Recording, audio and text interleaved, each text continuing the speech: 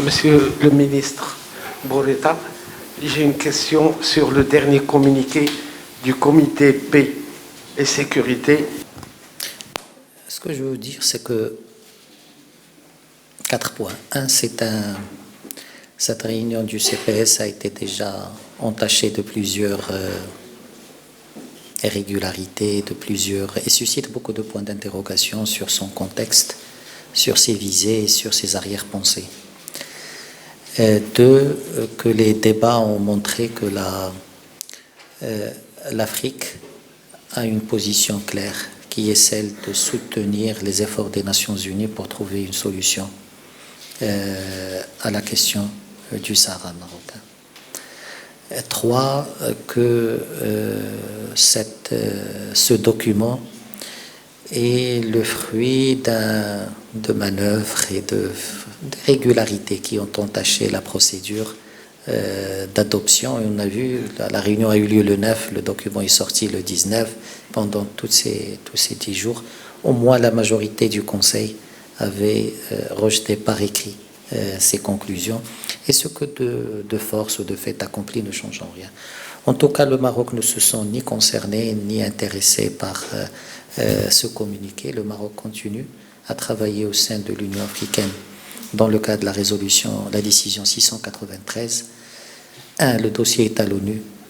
2. La Troïka est le mécanisme par lequel l'Union africaine soutient les efforts des Nations Unies. Et 3.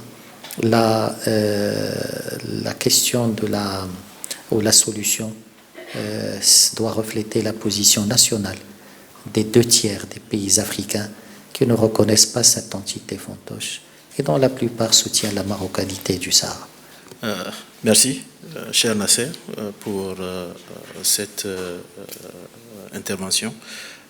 Je tiens à rappeler que je suis porteur d'un message de son Excellence le professeur Alpha Condé, à Sa Majesté le roi Mohamed VI, roi du Maroc, que Dieu l'assiste, et aussi pour répondre à une invitation de mon cher frère Nasser en tant que nouvel ministre des Affaires étrangères et des Guinéens de l'étranger.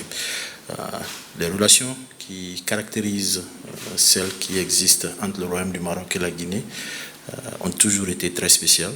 Elles datent de très longtemps, depuis pour nous l'ère du président Ahmed Sékou Touré, et elles se sont en fait plus renforcées avec le professeur Alpha Condé et Sa Majesté le roi Mohamed VI. Nous savons, nous Guinéens, que le Maroc a toujours été là pour nous quand les choses n'étaient pas toujours très simples, et je tiens au nom du gouvernement guinéen et de son président, professeur Alpha Condé, à remercier le Royaume du Maroc et Sa Majesté le Roi pour tout l'appui qui nous a été apporté, surtout lors de notre épidémie dévastatrice d'Ebola. Nous nous souvenons que le Maroc a été l'un des rares pays qui avait gardé ses frontières et ses lignes aériennes ouvertes qui ont permis l'acheminement du matériel humanitaire en Guinée. Les relations bilatérales entre le Maroc et la Guinée-Conakry. Pour être succinct, elles sont excellentes. Elles étaient excellentes hier, elles sont excellentes aujourd'hui et elles seront excellentes demain.